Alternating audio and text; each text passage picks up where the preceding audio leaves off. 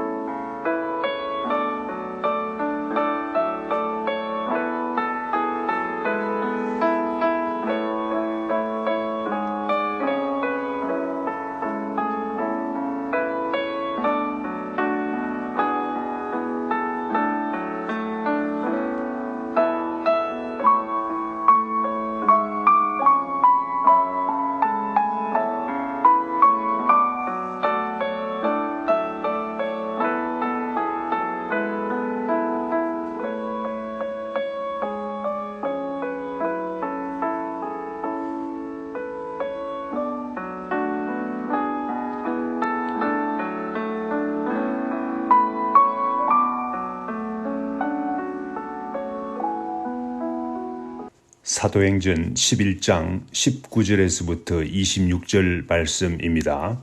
19절 말씀 읽겠습니다. 그때에 스데반의 일로 일어난 환란으로 말미암아 흩어진 자들이 베니게와 구브로와 안디오까지 이르러 유대인에게만 말씀을 전하는데 그 중에 구브로와 구레네 몇 사람이 안디옥에 이르러 헬라인에게도 말하여 주 예수를 전파하니 주의 손이 그들과 함께 하심에 수많은 사람들이 믿고 주께 돌아오더라. 예루살렘 교회가 이 사람들의 소문을 듣고 바나바를 안디옥까지 보내니 그가 이르러 하나님의 은혜를 보고 기뻐하여 모든 사람에게 굳건한 마음으로 주와 함께 머물러 있으라 권하니 바나바는 착한 사람이요 성령과 믿음이 충만한 사람이라. 이에 큰 무리가 주께 더하여 지더라. 바나바가 사울을 찾으러 다소에 가서 만남에 안디옥에 데리고 와서 둘이 교회에 1년간 모여 있어 큰 무리를 가르쳤고 제자들이 안디옥에서 비로소 그리스도인이라 일컬음을 받게 되었더라. 아멘. 사도행전에 나오는 초대교회의 역사를 살펴보면 참 흥미가 많습니다. 사도행전 1장에서 6장에서는 예루살렘 교회가 120명의 소그룹에서 2만 명이나 되는 큰 교회로 자랍니다. 그러나 사도행전 7장에 와서는 스데반의 순교 사건 이후에 성도들이 각 지역으로 흩어집니다. 성도들이 흩어져서 교세가 약해지는 듯 했지만은 흩어진 성도들로 인해서 교회는 더욱 더 성장합니다. 역사는 하나님께서 주관하십니다. 하나님께서는 그 당시 사람들이 이해할 수 없는 방법을 통해서 교회가 기하급수적으로 성장하게 되는 것을 우리는 알 수 있습니다. 사도행전 8장에 보면 빌립 집사는 사마리아 성에 내려가서 전도도 하고 해서 많은 사람들이 복음을 받게 됩니다. 가사 지방으로 내려가서 에디오피아 내시에게도 전도합니다. 그래서 에디오피아에까지도 복음이 전파되는 사실을 알게 됩니다. 사도행전 9장에서는 교회를 그렇게 박해하던 사울이라는 청년이 다메섹 도상에서 예수 그리스도를 만나고 회심하게 되는 이야기가 나옵니다. 사도행전 10장에서는 사도 베드로가 이방인 고넬료의 초청을 받고 그의 집에 가서 전도하고 설교해서 많은 사람들이 세례를 받게 됩니다.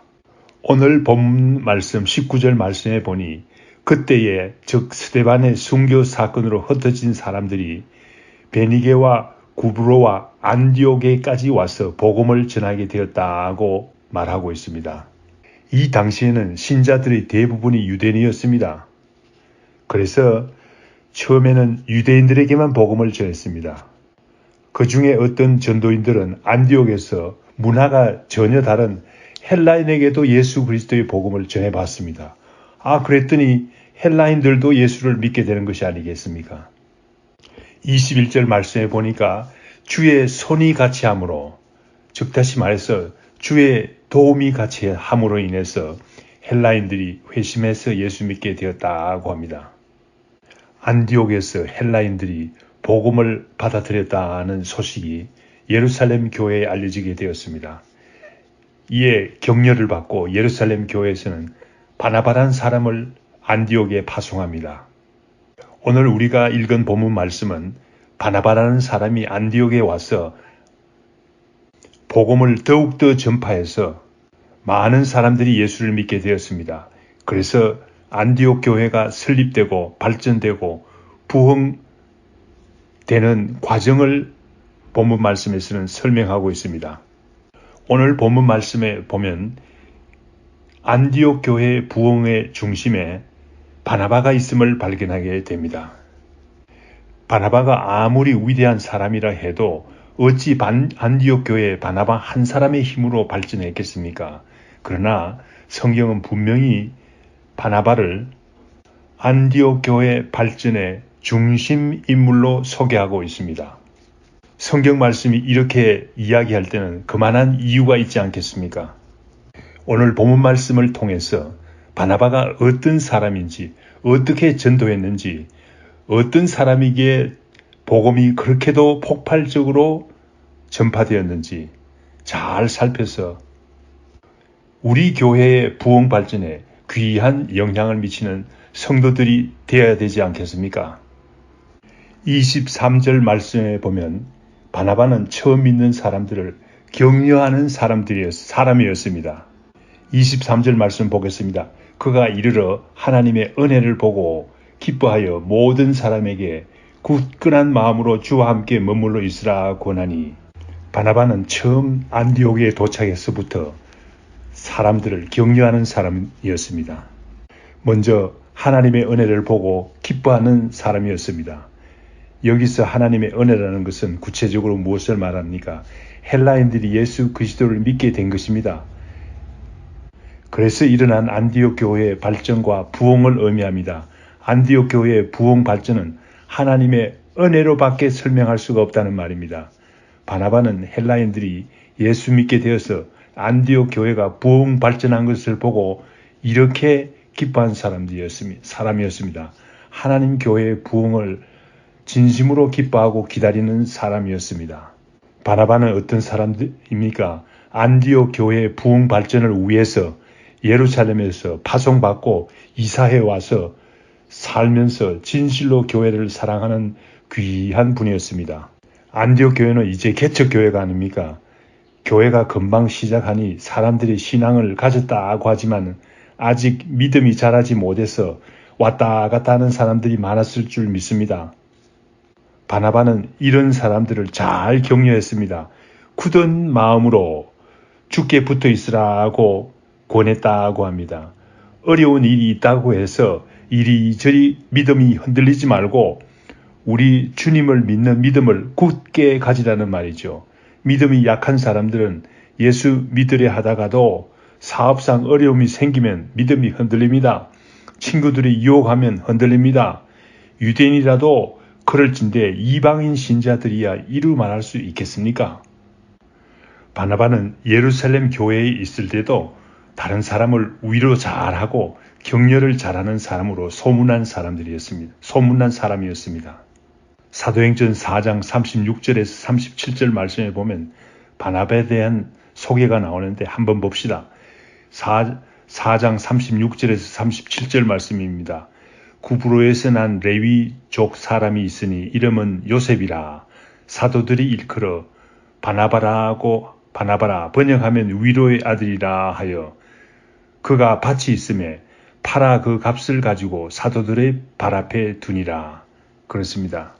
이 짧은 소개의 말씀에서 보면 바나바의 원래 이름은 요셉인데 구브로에서 태어난 사람이었습니다. 성도들을 잘 권면하고 위로하는 사람이기 때문에 사도들이 바나바라는 이름을 주었습니다. 바나바라는 의미는 위로와 격려의 아들이라는 뜻입니다. 바나바는 이와 같이 예루살렘 교회에서부터 위로하는 사람이었습니다. 바나바가 안디옥 교회에 와서도 다른 사람들을 격려하는 사람이었습니다. 다른 사람을 격려하는 사람이야말로 교회를 세우는 사람입니다. 교회를 부흥 발전하게 하는 사람인 것을 알 수 있습니다. 우리 교회도 바나바와 같이 격려를 잘하는 사람이 필요합니다. 다른 사람의 이야기를 잘 들어주고 어려운 사람의 형편과 환경에 맞게 잘 위로하며 격려하는 사람이 필요합니다. 좀 신앙이 약한 사람이라도 잘 위로하고 격려해서 믿음에 굳게 붙어 있으라고 격려하는 사람이 필요합니다. 저는 중학교 다닐 때부터 교회 일을 도우기 시작했는데 우리 교회에 그 당시에 배용주 집사님이라는 나이 많으신 분이 계셨는데 토요일이면 가리방과 주보 원고를 가지고 와서 어린 저에게 김선생이라고 존대하면서 주보를 같이 만들자고 이렇게 말하는 거 아니겠습니까? 저는 글씨를 잘 못 쓰는데도 불구하고 그 배용주 집사님은 말이죠. 격려하는 거예요. 못 쓰는 글씨를 잘 쓴다고 격려하면서 교회 일을 하는데 너무나 격려를 많이 했습니다. 그래서 하게 된 것이죠. 24절 말씀해 보니 바나바는 착하고 성령과 믿음이 충만한 사람이었다고 밝히고 있습니다. 바나바를 착한 사람이라고 소개하는데 착하다는 것은 어떤 것을 말합니까? 착하다는 것은 착한 일을 하는 사람을 말하죠. 착하다는 말은 그저 나쁜 짓을 하지 않는 사람이 아니라 적극적으로 선한 일을 행하는 사람을 착하다고 하지요. 구체적인 예를 들어보면 사도행전 4장 37절 말씀이 나오는데 바나바는 자기의 재산을 팔아서 사도들에게 가져와서 가난한 사람들을 위해서 써달라고 부탁하는 진실로 착한 사람이었습니다. 또한 바나바는 성령과 믿음이 충만한 사람이었다고 소개하고 있습니다. 사도행전 6장 5절 말씀에도 보면 집사들을 뽑을 때 성령과 믿음이 충만한 사람 7을 택하라고 부탁했습니다. 그러므로 주의 일을 하기에 합당한 사람은 성령과 믿음이 충만한 사람입니다. 바나바는 사람들을 대할 때는 착한 사람이었고 하나님 앞에는 성령과 믿음이 충만한 사람이었습니다. 24절 하반절 말씀에 보니 이에 큰 무리가 주께 더하더라고 합니다. 이 말씀은 무엇을 의미합니까?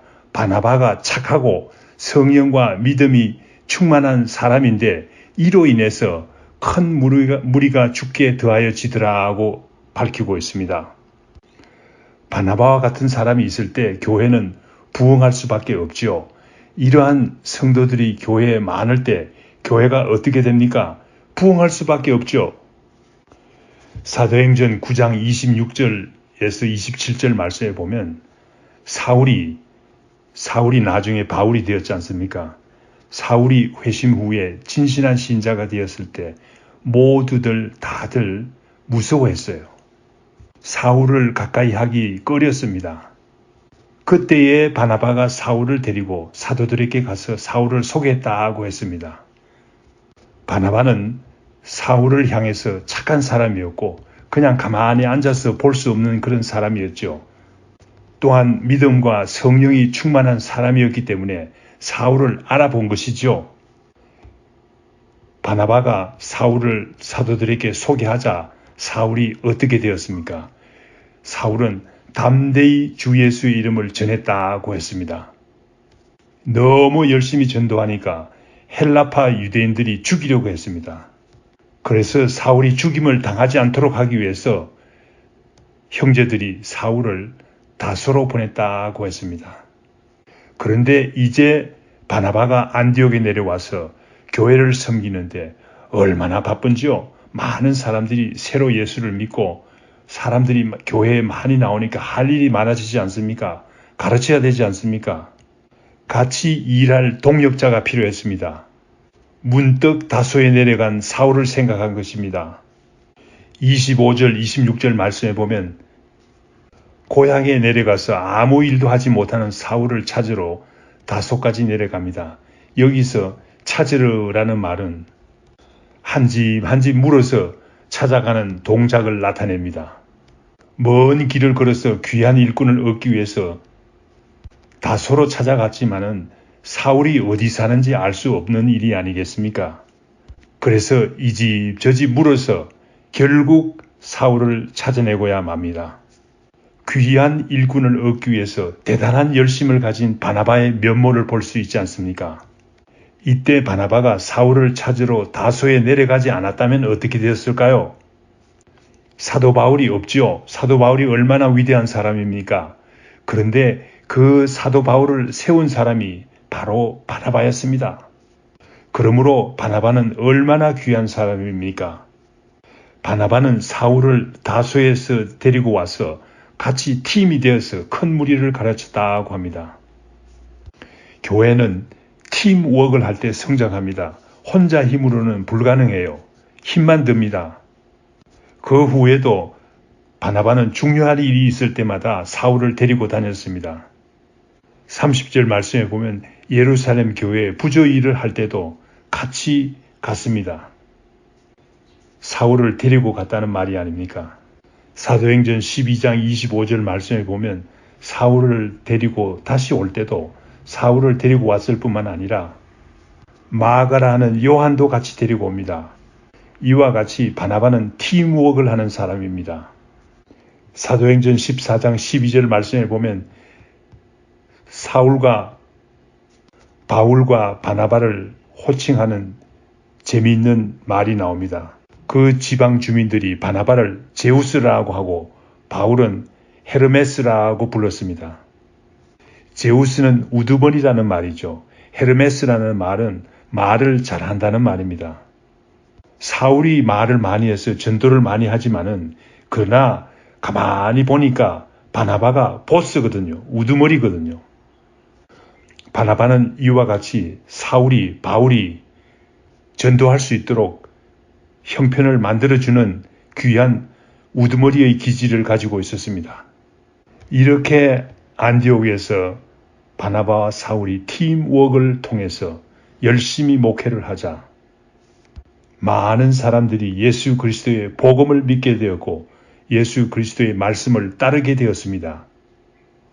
예수 그리스도의 복음을 따르는 사람들을 그리스도인들이라고 부르기 시작했습니다. 크리스찬이라고 했죠. 실로 역사적인 사건이 아니겠습니까? 안디옥에서 바나바와 사울을 통해서 예수 그리스도의 복음을 따르는 사람들을 그리스도인들이라고 크리스찬들이라고 부르기 시작했습니다. 오늘날에는 그리스도인들, 예수 믿는 사람들을 자랑스러운 의미로 사용하지만은 신약 성경에서는 3번이 나타나는데 그러나 그 당시에는 그리스도인이라는 이름이 쉬운 이름이 아니었습니다. 사도행전 26장 28절 말씀에도 보면 사도 바울이 아그리빠 왕에게 전도를 하자 다소 경매라는 어투로 아그리빠 왕이 그리스도인이라는 말을 사용합니다. 베드로전서 4장 16절 말씀에도 보면 그리스도인이라는 말이 나오는데 얼마나 어려운 환경에 있는 사람들인지를 나타내고 있습니다. 우리도 바나바에 대해서 잘 배워서 바나바 같은 사람이 됩시다. 다른 사람을 잘 격려하는 사람이 됩시다. 착한 사람이 됩시다. 성령과 믿음이 충만한 사람이 됩시다. 그래서 우리가 교회를 발전하는데 많은 사람들을 예수 믿는데 전도하는 사람이 되도록 합시다. 다니엘서 12장 3절 말씀 읽겠습니다. 지혜 있는 자는 궁창의 빛과 같이 빛날 것이요 많은 사람을 옳은 대로 돌아오게 한 자는 별과 같이 영원토록 비추리라. 그렇습니다. 지혜 있는 사람에 대해서 증거하고 있습니다. 여기서 지혜 있는 사람이라는 것은 지식이 많은 사람이 아니라 전도를 많이 해서 많은 사람을 예수 믿게 하는 사람입니다. 많은 사람을 옳은 대로 돌아오게 한 자는 별과 같이 영원토록 비치리라고 했습니다. 얼마나 귀한 말씀입니까? 다 같이 기도합니다. 주님, 우리도 부족한 사람이지만 바나바와 같이 다른 사람을 격려하는 사람이 되게 힘을 주시옵소서. 착한 사람이 되게 주님께서 인도하여 주시옵소서. 믿음과 성령이 충만한 사람이 되게 주님께서 역사하여 주시옵소서. 그래서 교회를 세우는 사람이 되게 인도하여 주시옵시고 교회를 발전하는데 도움이 되는 사람이 되게 주님께서 도와주시옵기를 간절히 빌고 원하옵나이다. 이 모든 말씀 예수님 이름으로 기도드립니다. 아멘. 하늘에 계신 우리 아버지여, 이름이 거룩히 여김을 받으시오며 나라에 임하옵시며 뜻이 하늘에서 이룬 것 같이 땅에서도 이루어지이다. 오늘날 우리에게 일용할 양식을 주옵시고 우리가 우리에게 죄 지은 자를 사하여 준 것 같이 우리 죄를 사하여 주옵시고 우리를 시험에 들게 하지 마옵시고 다만 악에서 구하옵소서. 대개 나라와 권세와 영광이 아버지께 영원히 싸움나이다. 아멘.